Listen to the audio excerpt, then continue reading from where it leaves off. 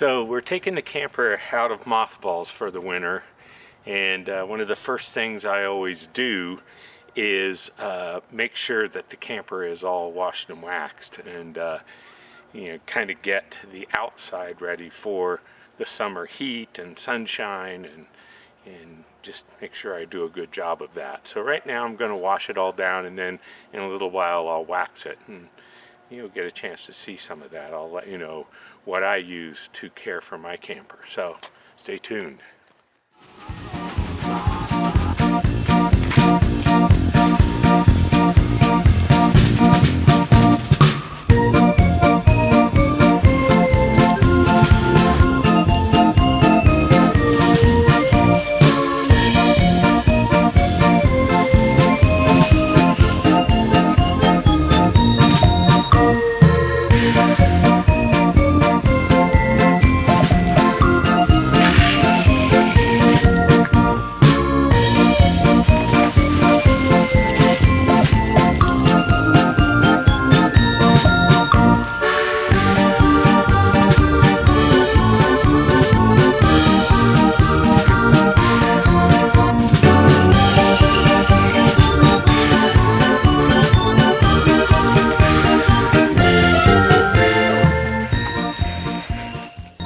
Okay, so now we're going to go ahead and seal the camper, and this is what I use to seal it with, so we'll see how that goes.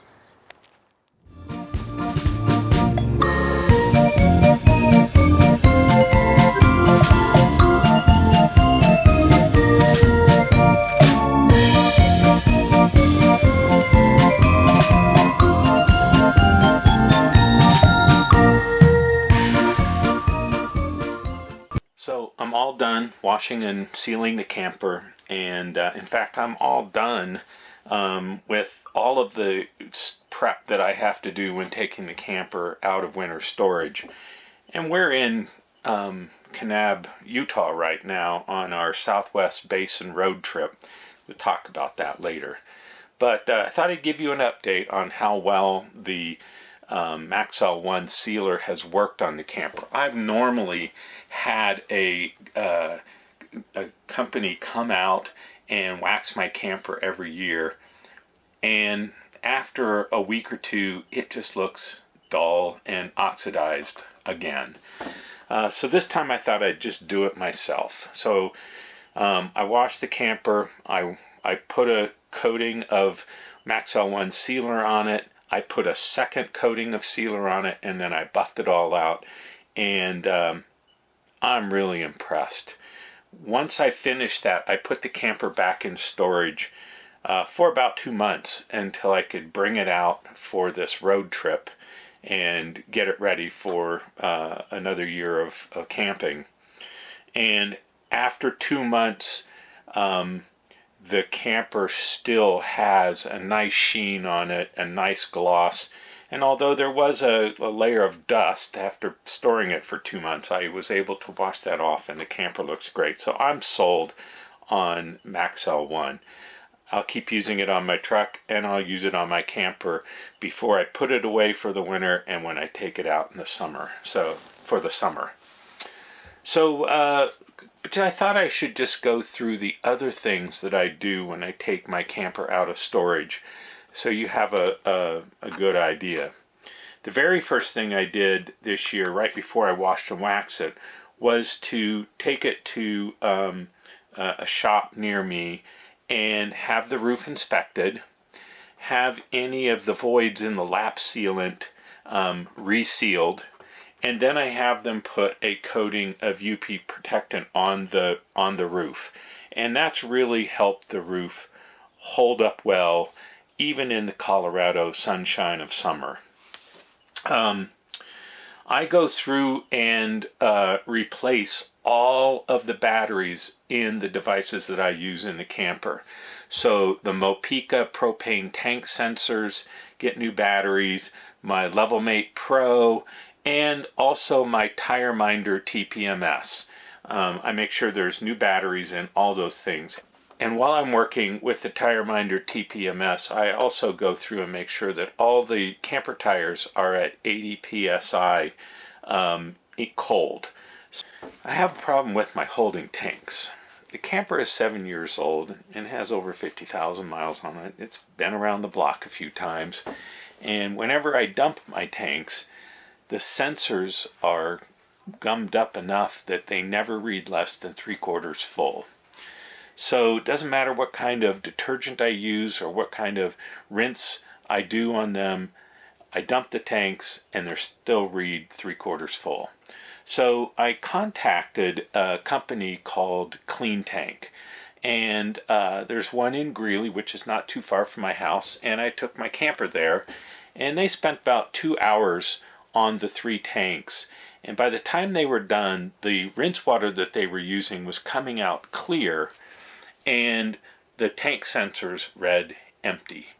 Now that we've been using the camper, I can dump my tanks, and when I'm done, the sensors today now read empty. So I'm really happy with that. I think Clean Tank did a great job, and I'll cover them more in a separate video so you have a pretty good idea of how the whole operation works. But that's all taken care of. The other thing that I do, and this isn't just in taking it out of winter storage, this is every time I get ready to go on a camping trip, is I sanitize my freshwater tank. So I have an 80-gallon freshwater tank. I fill it about halfway up with clean water. I dump in 1.5 cups of bleach, and then I fill the tank up to full with more fresh water. I run that through all of the PEX lines in the camper, and then I let it sit overnight to kill the bacteria. After the next day, I'll go out and I'll dump the freshwater tank, and I'll refill it with clean water. Once that's done, I run that clean water through all of the PEX lines for a little while so that they're all rinsed out. And then I will dump that rinse water out again and refill it about 1/3 of the way full with fresh water. And that 1/3 of the way full is just for while I'm traveling. If we are going to be boondocking, I will fill the freshwater tank completely full. But if we're just traveling to another campground where we're going to have full hookups, then 1/3 of a tank is all I need. I also go through and I make sure that all of the appliances in the camper are working properly. The refrigerator, the hot water tank, the heater, the air conditioner, the oven, the stove top, and the water pump. All of those need to be checked. This year, when I was going through there, I realized that the water pump wasn't working properly because there was some water that must have been left in the strainer cap when I blew the camper out last year. And so it froze during the winter and cracked the strainer cap, and so the water pump lost its vacuum. That's an easy repair. It doesn't cost much. It's about $10 to replace the strainer cap and strainer. But it is working in a cramped spot. So, it took a little bit of time to, take everything apart and figure out how to get in there and do the work I need to do. But it's working fine now and not a problem. And I think this is a pretty common problem with RVs, because the parts are readily available on Amazon or any RV parts store you need to go to. So I think the last thing is I about every 20,000 miles I have the wheel bearings repacked. That translates to about every 2 to 3 years, depending on the miles traveled during that period of time.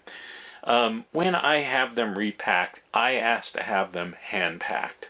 I don't want somebody going in and repacking them using the Zerk fittings, because if you get too much grease in there, it will blow out the rear seal, and then that bearing grease will leak into your brakes, and that's not a good thing. So I have that done about every 20,000 miles or 2 to 3 years, kind of depends.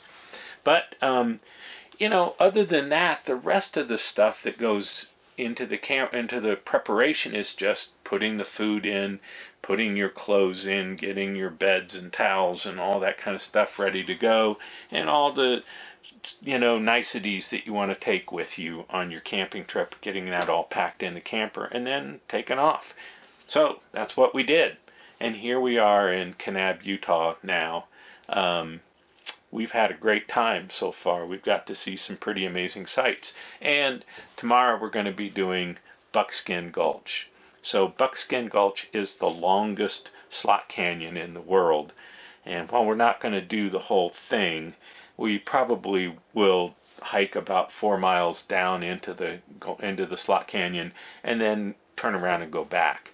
Unfortunately, Toby can't go with us on this one because there's a 10-foot ladder about 1.5 miles into the hike, and I don't think Toby's very good on ladders right now, so he's going to have to stay behind. But he's done that before. He's pretty used to it, and it shouldn't take us too long to get there, do the hike, and come back. But yeah, that's tomorrow. So we're all set to continue on our road trip here. We got another couple weeks to go before we land back at home.